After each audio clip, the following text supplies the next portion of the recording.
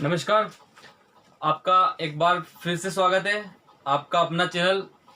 मेरा नाम है संजय चौहान और आज हम आपके लिए लेकर आए हैं यूनिट फर्स्ट का चैप्टर नंबर 1, उसका पार्ट 2। और हमारा सब्जेक्ट जो है वो है फिजिक्स क्लास 11th का, जिसका नाम है फिजिकल वर्ल्ड। ओके, आज हम इस बेसिक चैप्टर में, जो कि फर्स्ट चैप्टर है, फर्स्ट चैप्टर का पार्ट 2 ये वीडियो है। इसमें हम हमारे बेसिक के अंतर्गत फोर्स के बारे में डिस्कशन करेंगे। आज फोर्स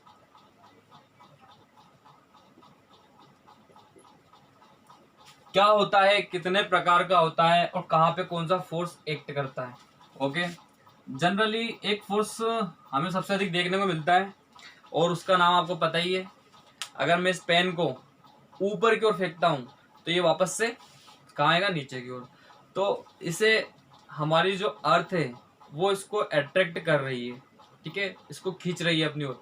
तो यहाँ पे जो फोर्स लग रहा है उस फोर्स का नाम रहेगा gravitational force.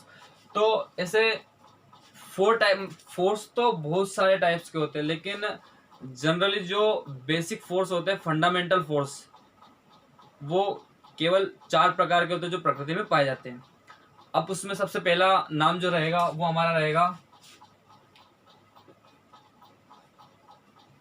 Gravitational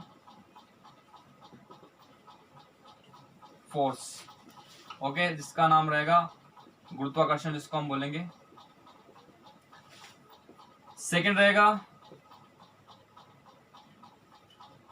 electro magnetic force, इसको विद्युत चुंबकीय बल हम कहेंगे, विद्युत चुंबकीय बल। थर्ड रहेगा strong nuclear force. Nuclear force 2 types के रहेंगे, तो उसमें एक रहेगा स्ट्रॉन्ग न्यूक्लियर फोर्स, प्रबल नाभिकीय बल। ओके, और एक और रहेगा वीक न्यूक्लियर फोर्स।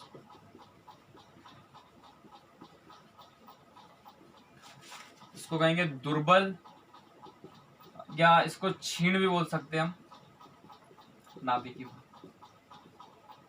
ओके, तो हमारी प्रकृति, हमारे नेचर, हमारी पृथ्वी, हमारे ब्रह्मांड, सब जगह 4 तरह के फोर्स होते हैं, 4 टाइप्स के, जिनको बेसिक फंडामेंटल फोर्स कहा जाता है। और उनके नाम है gravitational, electromagnetic force, strong nuclear force और वीक न्यूक्लियर फोर्स। अब कौन सा फोर्स कहाँ पे किस तरह से एक्ट करता है, इसकी प्रॉपर्टी क्या होती है, इसकी कैरेक्टरिस्टिक क्या होती है, इसके हमारे लिए यूजेस क्या होते हैं, जिनके कारण हमने बहुत सारे इंस्ट्रूमेंट्स या यंत्र हमने बनाए हैं, तो वो सारी चीजें हम देखेंगे। सबसे पहले हम बात करते हैं ग्रेविटेशनल फोर्स, ठीक है। तो ग्रेविटेशनल फोर्स हमारे नेचर में कहीं भी 2 ऑब्जेक्ट्स के मध्य, वो कहीं पे भी हो, चाहे वो बहुत पास हो या बहुत दूर हो, उनके मध्य एक फोर्स एक्ट करता है। उस फोर्स को हम बोलते हैं ग्रेविटेशनल फोर्स, गुरुत्वाकर्षण बल। चाहे वो पिंड कैसे भी हो, कितनी भी दूर हो, पृथ्वी और सूर्य के मध्य जो बल लग रहा है वो भी गुरुत्वाकर्षण बल है। 2 पत्थर अगर आस पास पड़े हुए हैं, अगर उनके मध्य कोई फोर्स एक्ट कर रहा है तो वो भी ग्रेविटेशनल फोर्स है। ओके, इस फोर्स के बारे में किसने बताया था? तो इसके बारे में हमारे महान वैज्ञानिक सर आइजैक न्यूटन ने बताया था। और उनसे रिलेटेड एक कहानी हमको सुनने को मिलती है हमेशा, कि एक सेब के बगीचे में वो बैठे हुए थे और एक सेब ऊपर से गिरता है और वो अपना मन बना लेते हैं कि ये मतलब एक वैज्ञानिक सोच उनकी रहती है कि ये नीचे ही क्यों गिरा, ये ऊपर क्यों नहीं गया।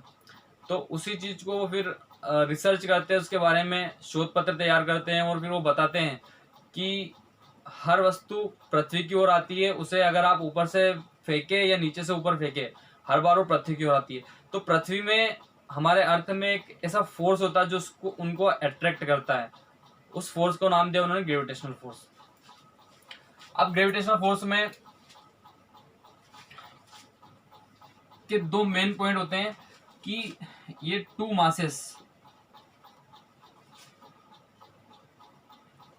के किसी भी ऑब्जेक्ट पे वर्क करता है और हमेशा इनमें अट्रैक्शन होता है, कभी भी ये रिपल्सन नहीं करते हैं। जैसे मैग्नेट के 2 पोल्स होते हैं, अगर हम एन एन को पास लेके आते हैं तो एक दूसरे को रिपल करते हैं, और एन एस को हम लेके आते हैं तो हाँ। हम बात करें कि ग्रेविटेशनल फोर्स की स्पेशलिटी होती है कि एक प्रकार का वीक फोर्स होता है। अब वीक फोर्स क्यों होता है, कैसे आप वीक फोर्स से कहेंगे, तो जनरली हम अगर हमारे दैनिक जीवन में देखते हैं, अगर हमसे कहा जाए कि ग्रेविटेशनल फोर्स वीक होता है कि स्ट्रॉन्ग होता है, तो हमें देखते हैं कि यार ये तो बड़ी बड़ी चीजों को भी अपनी ओर अट्रैक्ट कर लेता है और छोटी छोटी चीजों को भी अट्रैक्ट कर लेता है। इसका मतलब ये बहुत ही स्ट्रॉन्ग होता है। जैसे हम बहुत ऊंचाई पर है और अगर वहां से कूदते हैं तो बहुत तेजी से नीचे आते हैं, तो हमेशा महसूस होता है कि बहुत ही तेजी से हमें जो अर्थ है वो अपनी ओर अट्रैक्ट कर रही है। लेकिन ऐसा नहीं है, कुछ फोर्स की तुलना में ये बहुत वीक होता है। फॉर एग्जाम्पल, अगर एक पेड़ में फल लगे हुए हैं, तो पेड़ में जो फल लगा हुआ है, उस पेड़ और फल जिस डाल में वो लगा हुआ है, उन दोनों के मध्य एक फोर्स एक्ट होता है और उसको बोलते हैं अपन इलेक्ट्रोमैग्नेटिक फोर्स। उनके मध्य एक फोर्स लगता है इलेक्ट्रोमैग्नेटिक फोर्स। उस फोर्स की तुलना में ग्रेविटेशनल फोर्स वीक होता है। क्यों वीक होता है कि वो उस फल को अपनी ओर नहीं खींच पाता है। एक बोर्ड पर, जैसे मैं यहाँ पे ये व्हाइटनर, अगर इसकी जगह में अगर चौक यूज करता हूँ, किसी चौक से अगर मैं बोर्ड पे लिखता हूँ, तो चौक के बहुत छोटे छोटे कण उस बोर्ड पे रह जाते हैं। तो वो कण, अगर ग्रेविटेशनल फोर्स यहाँ पे स्ट्रॉन्ग होता तो उसको खींच लेना चाहिए था, मतलब वो कण नीचे आने चाहिए थे। लेकिन बोर्ड और चौक के कणों के मध्य एक दूसरा फोर्स वर्क कर रहा है, उस फोर्स को हम बोलते हैं इलेक्ट्रोमैग्नेटिक फोर्स। तो इसलिए वो नीचे नहीं गिर पा रहा है। तो यहाँ पे इलेक्ट्रोमैग्नेटिक फोर्स स्ट्रॉन्ग रहेगा compare to gravitational force. Okay, तो टू ऑब्जेक्ट्स के मध्य कार्य करता है ये। और एक और इसकी स्पेशलिटी होती है कि ये दो लाइनों के अनुदिश एलोंग टू लाइंस के बीच में वर्क करता है। मीन्स कि अगर आपका m1 मास का कोई ऑब्जेक्ट है और m2 मास का कोई ऑब्जेक्ट है, m1 और m2 मास के दो ऑब्जेक्ट एक दूसरे से r डिस्टेंस पे हैं, तो ग्रेविटेशनल फोर्स के accordingly F proportional m1 into m2 upon r square. Okay, means ये फॉर्मूला बताता है जो m1 m2 मास के दो ऑब्जेक्ट हैं, अगर इनका मास जितना ज्यादा रहेगा ये फोर्स भी उतना ज्यादा इंक्रीज करेगा, उतना ज्यादा लगेगा। मतलब दो ऑब्जेक्ट के मध्य जितना अधिक मास रहेगा उतना उनके मध्य फोर्स भी उतना ही ज्यादा लगेगा। लेकिन उनकी जो डिस्टेंस है इनवर्स प्रोपोर्शनल है। मीन्स इन दोनों मास के बीच की डिस्टेंस को अगर हम बढ़ा देते हैं तो फोर्स डिक्रीज कर जाएगा, यानी कि कम हो जाएगा। और इन दोनों के बीच की डिस्टेंस को हम कम कर देते हैं तो फोर्स हमारा बढ़ जाएगा। तो ये इसकी प्रॉपर्टी होती है। अब इसके बहुत सारे यूजेस भी होते हैं इस फोर्स के। जनरली देखने को आता है कि कहाँ कहाँ पे इनके यूज होते हैं जो हमारे लिए बहुत उपयोगी होते हैं। तो जैसे हम देखते हैं अर्थ और सन के बीच में एक फोर्स लगता है, उसको ग्रेविटेशनल फोर्स कहते हैं। अब वो सेंट्रीपिटल फोर्स तो है, सेंट्रीपिटल मतलब कि अभिकेंद्री बल तो है, किसी एक कण को केंद्र मानकर दूसरा कण उसके चारों चक्कर लगाता है। तो यहाँ पे ये कंडीशन होती है कि सन जो होता है, सन के चारों ओर जो अर्थ होती है वो इसके राउंड राउंड चक्कर लगाती है। किस फोर्स के कारण लगाती है, तो वो होता है ग्रेविटेशनल फोर्स। ग्रेविटेशनल फोर्स अर्थ की अपनी एक स्पीड होती है, ये घूमना चाहती, अर्थ घूमती है, ये जाना चाहती है इस डायरेक्शन में, लेकिन सन इसको अपनी ओर खींचता है। किस यहाँ पे जो फोर्स काम करेगा उसको बोलेंगे सेंट्रीपिटल फोर्स। बट ये एक्चुअल फोर्स नहीं है। एक्चुअल फोर्स कौन सा है, एक्चुअल फोर्स है ग्रेविटेशनल फोर्स।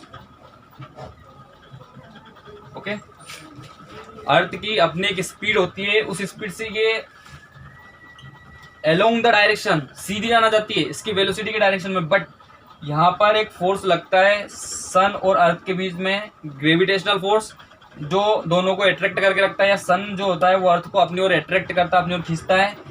और उसी फोर्स को, इसको हम रियल फोर्स बोलते हैं ग्रेविटेशनल को, लेकिन ये वर्क करता है सेंट्रीपिटल यानी कि अभिकेंद्री बल की तरह कार्य करता है। ओके, तो एक प्रकार का कंजर्वेटिव फोर्स भी इसको बोलेंगे। ग्रेविटेशनल फोर्स को बोलते हैं हम कंजर्वेटिव फोर्स। अब हम बात करते हैं इलेक्ट्रोमैग्नेटिक फोर्स की, विद्युत चुंबकीय बल। सबसे पहली चीज इसके लिए निकल के आती है, इसका नाम ही इलेक्ट्रोमैग्नेटिक, यानी कि विद्युत चुंबकीय बल, जिसमें विद्युत के गुण भी हो और चुंबक के गुण भी हो। तो ये फोर्स हमें कहाँ पे देखने को मिलता है? तो सिंपल सा एग्जांपल मैं इसका देना चाहता हूँ कि ये दो आवेशित कणों के मध्य लगता है, जिसमें चार्ज होता है। जिन पार्टिकल्स में टू पार्टिकल जिसमें चार्ज होता है, उनके बीच ये वर्क करता है ये वाला फोर्स। अब कौन से पार्टिकल्स रहेंगे जिनमें चार्ज होता है? क्या पॉजिटिव पॉजिटिव के मध्य लगेगा, या नेगेटिव नेगेटिव के मध्य लगेगा, या पॉजिटिव नेगेटिव के मध्य लगेगा? तो ये जो फोर्स होता है नेगेटिव नेगेटिव और पॉजिटिव पॉजिटिव के मध्य भी कार्य करता है, लेकिन जनरली सबसे ज्यादा जो वर्क करता है वो नेगेटिव और पॉजिटिव के मध्य कार्य करता है। जैसे हमने एटम स्ट्रक्चर पढ़ी है, दिस इज, ये हमारा नाभिक होता है, proton plus charge, neutron neutral charge, इसके चारों ओर ऑर्बिट्स में इलेक्ट्रॉन्स जो रहते हैं चक्कर लगाते रहते हैं। अब इस इलेक्ट्रॉन की अपनी एक स्पीड होती है, स्वयं की स्पीड से ये इसके चारों चक्कर लगाता है, ठीक है। अब जब इलेक्ट्रॉन इसके चारों चक्कर लगाता है तो ये किस कारण से चक्कर लगा रहा है? क्या यहाँ पे गुरुत्वाकर्षण बल कार्य कर रहा है? तो यहाँ पे गुरुत्वाकर्षण बल कार्य नहीं कर रहा है। तो फिर कौन कार्य कर रहा है? तो यहाँ पे हम ये देखते हैं कि जो प्रोटॉन होता है पॉजिटिव चार्ज, इस इलेक्ट्रॉन नेगेटिव चार्ज को अपनी ओर अट्रैक्ट करता है। यहाँ पे सेंट्रीपिटल फोर्स जरूर लग रहा है, सेंट्रीपिटल फोर्स यानी कि इन दोनों के मध्य एक फोर्स कार्य कर रहा है, उसको बोलेंगे हम अभिकेंद्रीय बल, जिसका फॉर्मूला आपको पता होगा F = mv²/r, जो हम आगे प्रूव करेंगे 11th में।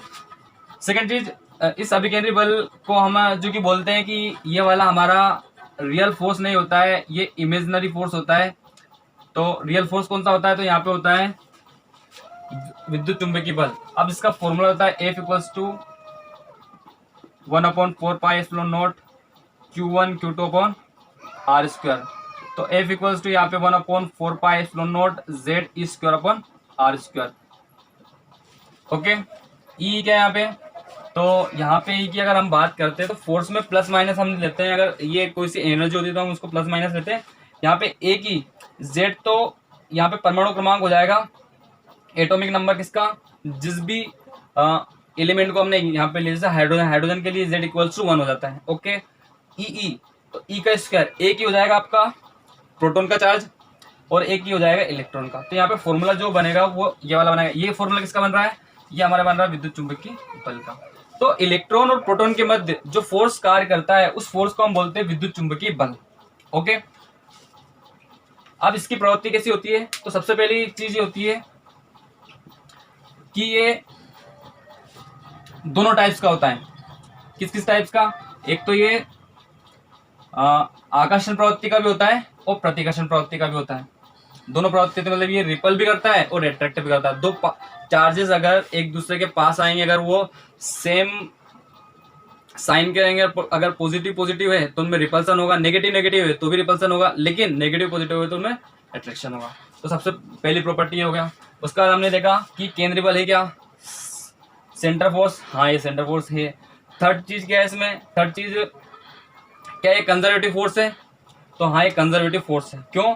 क्योंकि इसको यहाँ से लेके यहाँ आने में इसकी जो काइनेटिक एनर्जी रहेगी उस काइनेटिक एनर्जी में कोई चेंज नहीं होता है। लास्ट के दो फोर्सेस जो होते हैं उनके बारे में चर्चा कर लेते हैं। अब इसमें एक फोर्स होता है आपका strong nuclear force. Strong nuclear force किसे कहेंगे? तो वापस से हम स्ट्रक्चर पे आते हैं कि जो आपका नाभिक होता है इसमें न्यूक्लियस होता है, प्रोटॉन और न्यूट्रॉन होते हैं। ओके, इलेक्ट्रॉन इसके चारों चक्कर लगाते हैं। अब हम ये देखते हैं कि रदरफोर्ड ने बताया था कि जो एटम होता है उसका 99.9% एरिया जो होता है वो पूरा खोखला होता है। केवल 0.1% जो होता है वो नाभिक होता है, वो ठोस होता है, सॉलिड होता है। ठीक है, ये हमारा न्यूक्लियस होता है और ये कैसा होता है? सॉलिड होता है। ओके, तो ये इतना सा जो पार्ट होता है सॉलिड होता है। अब इतना छोटा सा 99.9%, हम एटम को जानते हैं, एटम हमें दिखाई नहीं देता है। उस दिखाई ना देने वाले 99.9% में से भी 0.1% का एक छोटा सा न्यूक्ली, उसके अंदर प्रोटॉन और न्यूट्रॉन होते हैं। अब वो प्रोटॉन न्यूट्रॉन और इसका कंसंट्रेशन बहुत हाई होता है, वेरी हाई कंसंट्रेशन होता है, बहुत ही सघन होता है। अब इतना सघन ये कैसे होता है? ऐसा क्या होता है इसमें कि इतना सघन है? तो इन दोनों के मध्य प्रोटॉन प्रोटॉन, अब इसमें बहुत सारे प्रोटॉन है, इसमें बहुत सारे न्यूट्रॉन है, तो न्यूट्रॉन न्यूट्रॉन प्रोटॉन न्यूट्रॉन के बीच जो फोर्स का वर्क करता है, प्रोटॉन प्रोटॉन और न्यूट्रॉन न्यूट्रॉन और प्रोटॉन न्यूट्रॉन के बीच एक फोर्स वर्क करता है, उस फोर्स को हम बोलते हैं स्ट्रॉन्ग न्यूक्लियर फोर्स।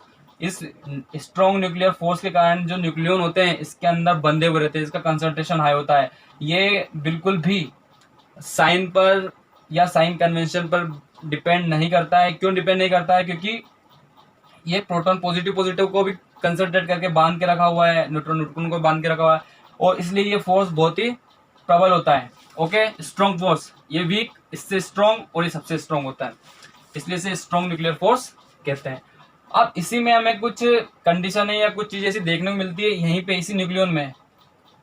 जिससे क्या होता है कि आपका यूरेनियम होता है, इसके अलावा रेडियम होता है, ये से एलिमेंट्स होते हैं, इनमें से स्वतः ही अल्फा बीटा और गामा पार्टिकल्स इमिट्स होते हैं। अल्फा मैंने बताया था आपको 2 हीलियम के बराबर होता है, बीटा उत्तेजित इलेक्ट्रॉन होता है, और गामा इलेक्ट्रोमैग्नेटिक वेव होती है, इलेक्ट्रोमैग्नेटिक वेव होती है जिसकी स्पीड लाइट की स्पीड के बराबर होती है। ये पार्टिकल स्वतः ही निकलते हैं। अब ये स्वतः क्यों निकलते हैं? क्योंकि ये भारी, इनको कहेंगे कि हेवी एलिमेंट्स होते हैं, इसलिए इनमें से निकलते हैं। और दूसरा ये कहेंगे कि इनके बीच इनके जो न्यूक्लियर होता है उसमें प्रोटॉन प्रोटॉन और न्यूट्रॉन प्रोटॉन के बीच जो फोर्स लगता है वो एक वीक न्यूक्लियर फोर्स होता है, और जहां पे वीक न्यूक्लियर फोर्स होता है वहां पर स्वतः ही अल्फा बीटा गामा कण निकलते रहते हैं, और जहां पे स्ट्रॉन्ग न्यूक्लियर फोर्स होता है वहां पर ये वाली कंडीशन नहीं होती, वहां पे इनको ये बांध के रखता है। लेकिन जहां पे वीक न्यूक्लियर फोर्स होता है, जो हेवी एलिमेंट्स होते हैं वहां पर ये आसानी से निकल जाते हैं। तो इस प्रकार से 4 टाइप्स के हमारे फोर्स होते हैं, gravitational, electromagnetic, strong nuclear force और वीक न्यूक्लियर